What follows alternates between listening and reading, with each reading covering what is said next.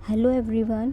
ये इस चैप्टर का लास्ट पार्ट है, 8th पार्ट, जिसमें हम इसकी क्विक रिवीजन करेंगे। तो मैंने पॉइंट्स लिखे हैं, उन पॉइंट्स के हिसाब से मैं आपको क्विक रिवीजन कराऊंगी, क्योंकि मैंने ये सारे पॉइंट्स जो हैं आपको कवर करा दिए हैं वीडियो में। तो हम जो है फटाफट से इनको देख लेते हैं। पहला है 1799 से 1815 तक नेपोलियन का राज। ये सभी को बताया था कि नेपोलियन का जो टाइम था वो 1799 से 1815 तक रहा था। उसके बीच में उसकी 1804 की नागरिक संहिता आई थी, यानी कि उसने रूल्स बनाए थे। इसमें रूल्स क्या थे कि उसने जन्म पर मिलने वाले सारे अधिकारों को समाप्त कर दिया था, कानून के समक्ष समानता दी थी, संपत्ति के अधिकार को सुरक्षित बनाया, यातायात और संचार व्यवस्था में सुधार किया, सामंती व्यवस्था को ख़त्म कर दिया और जागीरदारी शुल्कों से लोगों को मुक्त करा दिया था। तो ये 1804 की नागरिक संहिता थी, जिसमें उसकी कुछ कमियां भी थी कि उसने कर बढ़ा दिए थे, लोगों को ज़बरदस्ती सेना में भरना शुरू कर दिया था और सेंसरशिप लागू कर दिया था। उसके बाद है कुलीन वर्ग और नया मध्यम वर्ग। कुलीन वर्ग और किसान वर्ग में पहले वर्ग बटे हुए थे, लेकिन उसके बाद एक नया मध्यम वर्ग उभर कर सामने आया, जिसमें जो मध्यम वर्ग था उनकी ये मांगे थी कि एक तो वो चाहते थे कि एक ऐसा राष्ट्र राज्य हो जो एक ही तरह की इतिहास, संस्कृति, सभ्यता को जो है साझा करते हों, शेयर करते हों। दूसरा, इनके ये चाहते थे उदारवाद। उदारवाद जो था वो, उदारवाद का मतलब क्या था इनके लिए? उदारवाद का मतलब था कि आज़ाद, यानी कि सभी को जो है बराबरी मिले कानून के समक्ष और सरकार लोगों की सहमति से बने।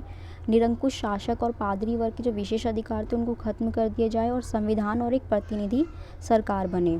लेकिन इन सभी मांगों के अलावा कुछ वहाँ पे समस्याएं बनी हुई थी, जैसे कि सभी लोगों को वोट देने का अधिकार नहीं था। सिर्फ संपत्ति, जिनके पास संपत्ति है वही पुरुष वोट दे सकते थे।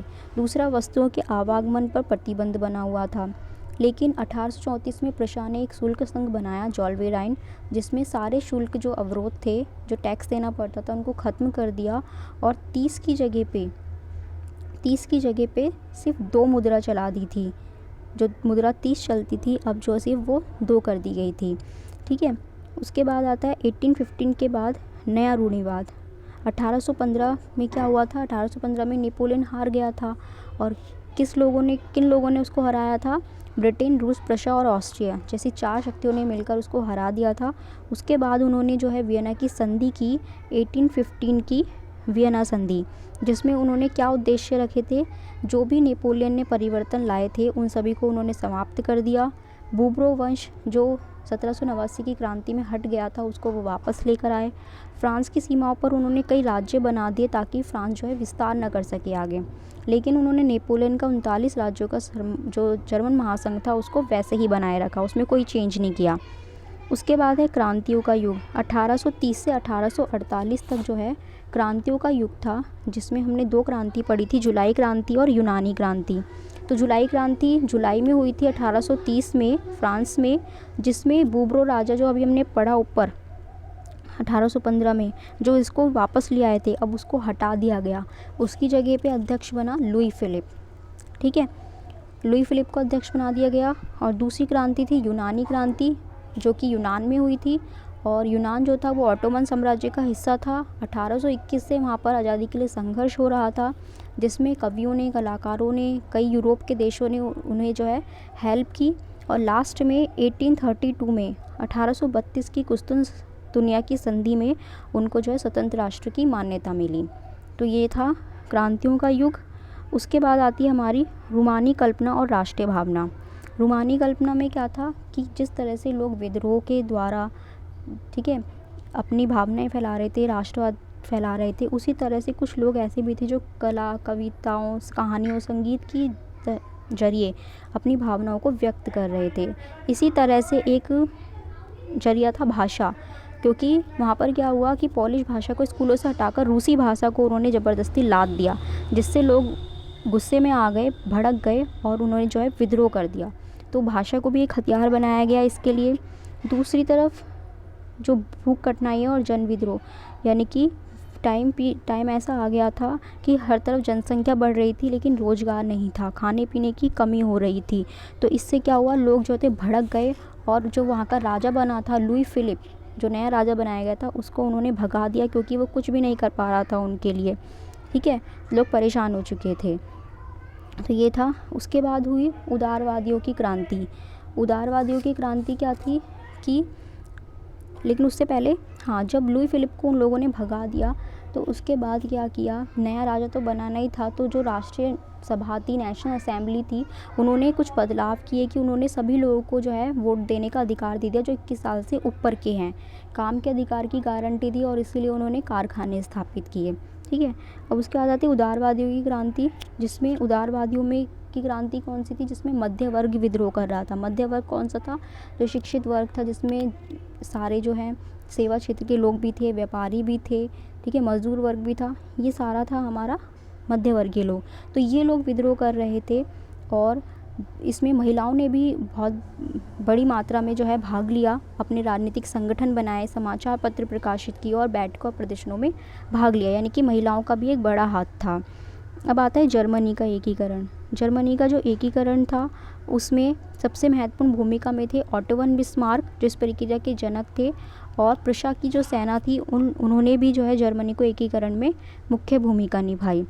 उसका जो है फ़ौज ने और जो राजा था उन्होंने विद्रोह भी किया, लेकिन लास्ट में जाके जो है प्रुशिया ने जीत हासिल की और प्रुशिया के राजा को ही जर्मनी का सम्राट घोषित किया गया। और 7 वर्ष तक युद्ध हुआ था ऑस्ट्रिया, डेनमार्क और फ्रांस से, जिसमें प्रुशिया ने जीत हासिल की थी और जर्मनी का एकीकरण पूरा हुआ। उसके बाद आता है इटली का एकीकरण। इटली जो था वो कई राज्यों में बटा हुआ था, 7 राज्यों में, लेकिन सिर्फ एक ही था जिसमें जो है इटालियन शासन चलता था। बाकी जो है हर हिस्से पे अलग अलग राजाओं का शासन था। इसमें इटली के एकीकरण में 3 लोगों की मुख्य भूमिका थी, जोसेपे मेस्नी, कापूर और जोसेपे गेरिबाल्डी।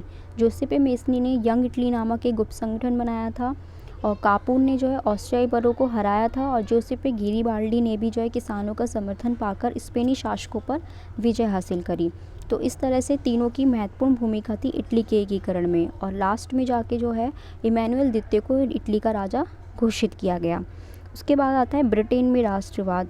ब्रिटेन में जो राष्ट्रवाद था वो एक लंबी चलने वाली प्रक्रिया का परिणाम था। बहुत जल्दी जीत हासिल नहीं हुई थी, क्योंकि ब्रिटेन है, ऐसा कोई राष्ट्र पहले था ही नहीं, सबकी अलग अपनी संस्कृति पहचान थी।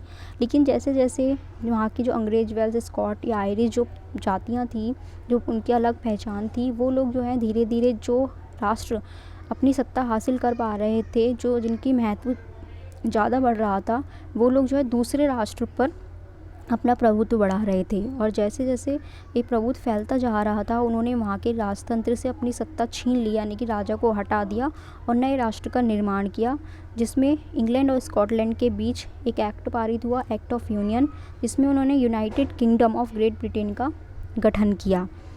ठीक है, बाद में उन्होंने जो है आयरलैंड को भी अपने में शामिल कर लिया और इस तरह से एक नया ब्रिटेन का निर्माण किया गया और उसका नया झंडा और नए चिन्ह और राष्ट्रगान को भी बढ़ावा दिया गया। तो ये था ब्रिटेन में राष्ट्रवाद।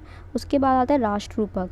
राष्ट्ररूपक क्या थे, जो नारी रूपक जो है, नारी रूपकों का आविष्कार किया गया था। कोई असली में कोई फीमेल्स की इमेज नहीं थी, ये सिर्फ एक वो था, एक चित्र बनाया गया था ताकि दिखाना चाहते थे कि किस तरह से जो है कौन सा चिन्ह जो है किस चीज़ का प्रतीक है। ठीक है, जैसे कि जर्मेनिया जो था वो जर्मन राष्ट्र का प्रतीक था, और जो जर्मेनिया जो मुकुट पहनती है तो उसके जो पत्ते हैं, बलूत वृक्ष के पत्ते, वो वीरता को दिखाते हैं, वीरता को शो करते हैं। इसी तरह से जो मारियान थी वो फ्रांस की थी और जो जन राष्ट्र के विचार को दिखाती थी, और जो मारियान था उसकी छवि सिक्कों पर और डाक के जो टिकट होते हैं उन पर भी अंकित की गई थी। तो जर्मेनिया और मारियान ये दोनों बहुत इम्पोर्टेंट है। उसके बाद है राष्ट्रवाद और साम्राज्यवाद। राष्ट्रवाद का सबको पता है कि मीनिंग होता है अपने देश के प्रति प्रेम की भावना, और जो साम्राज्यवाद है वो ये है कि जब एक राष्ट्र अपनी शक्तियों का प्रयोग करके दूसरे राष्ट्र पर प्रभुत्व जमाने की कोशिश करता है, उसको अपने में मिलाना चाहता है, तो वो क्या होता है साम्राज्यवाद, यानी कि वो अपने क्षेत्र का विस्तार करना चाहता है आगे तक। तो ये होता है साम्राज्यवाद। और जो लास्ट राष्ट्रवादी तनाव था वो उसका स्रोत जो था वो बाल्कन क्षेत्र था, कि बाल्कन क्षेत्र में राष्ट्रवादी भावनाएं फैल रही थी, क्योंकि बाल्कन क्षेत्र में बहुत ज़्यादा भौगोलिक और जातीय विभिन्नता थी और उसका बहुत बड़ा हिस्सा जो था वो ऑटोमन साम्राज्य के अंदर आता था। लेकिन धीरे धीरे बहुत सारे राष्ट्र वहाँ से निकलने लगे और स्वतंत्रता उन्होंने हासिल कर ली, लेकिन उनकी एक बहुत बड़ी कमी थी कि जो बाल्कन राज्य थे वो एक दूसरे से ही नफरत करते थे और एक दूसरे पे ही विजय प्राप्त करना चाहते। तो जो तो इस चीज़ का फ़ायदा जो है बड़ी शक्तियों ने, जैसे रूस, जर्मनी, ऑस्ट्रिया हंगरी, इन लोगों ने इस चीज़ का फ़ायदा उठाया और उन पर जो है अपना प्रभाव जमाने की कोशिश की। तो इस वजह से जब लोग आपस में ही लड़ रहे थे और दूसरे राष्ट्र भी उनसे लड़ रहे थे, तो इससे जो है बहुत बड़ी युद्ध की स्थिति उत्पन्न हो गई। बहुत सारे युद्ध वहाँ पर हुए और लास्ट में जो है प्रथम विश्व युद्ध की स्थिति उत्पन्न हो गई और प्रथम विश्व युद्ध छिड़ गया। तो ये था हमारा रिवीजन कि हमने सारे टॉपिक जो है कवर कर लिए हैं। तो आई होप आपको ये वीडियो पसंद आई होगी।